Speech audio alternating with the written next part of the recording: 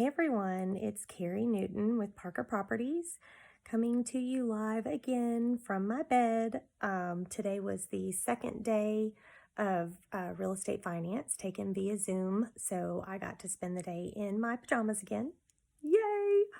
And as promised, in yesterday's video, I'm going to give you guys some more information about this market and how we can survive it. Today I'm going to talk about if you're a buyer in this market. Excuse me.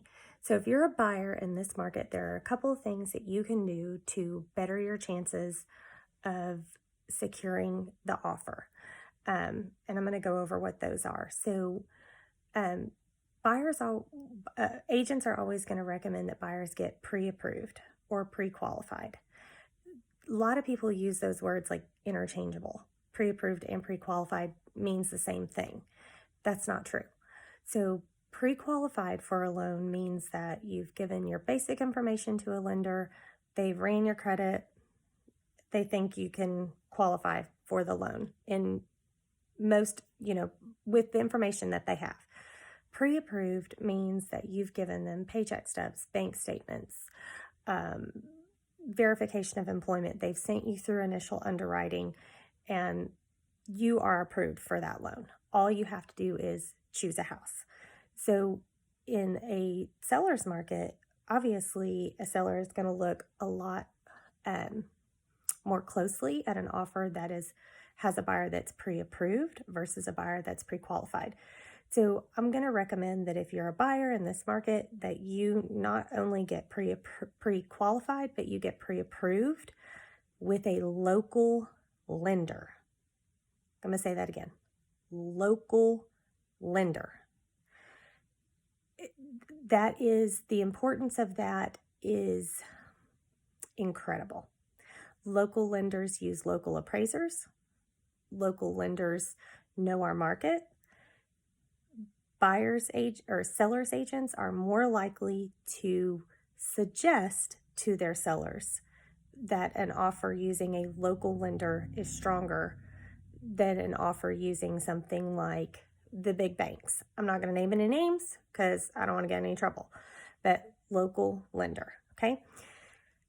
If you are a buyer in this market, something else that you need to do is to create yourself a list of items that are important to you. 5 to 7 items in a home that are important to you. If the home that you're looking at checks off almost every box, it's a good house. Because unfortunately in this market, compromise is something that you are just going to have to, at your core, come to terms with. There is likely going to be something about the property that you are looking at that you don't really love, right? Like it may not have the perfect countertops, or it may not have the right paint color. It may be just a little smaller than you were expecting, or maybe a little bit more expensive than you were expecting. But if it checks off a lot of those boxes, it's go time.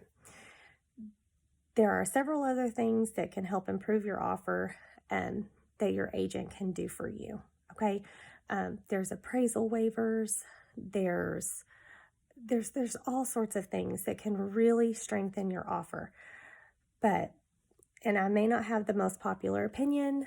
I may not make a lot of best friends when I make this statement, but as a buyer, you're going to have to come to terms with you are not going to get a good deal. Okay, so if you ask your great Aunt Sally who bought a house 30 years ago and she says, "Oh, honey, when I bought my house, the seller came down $30,000 just to sell it to me." Not going to happen. So you've got to come to terms with the fact that you are not going to get an amazing deal in this market. The seller's probably not going to come off the price. You're probably going to have to offer over list price in order to even get the property. The good deal in this market is actually getting the house. If you get the keys, that's the good deal. Come to terms with that in your soul. I know that that's hard. I know that that's harsh, and I know that that's not what people want to hear, but I speak the truth.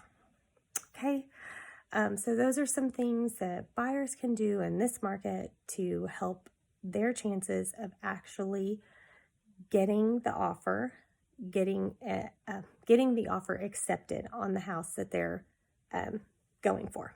Okay, so tomorrow I'll talk about sellers. Bye, y'all.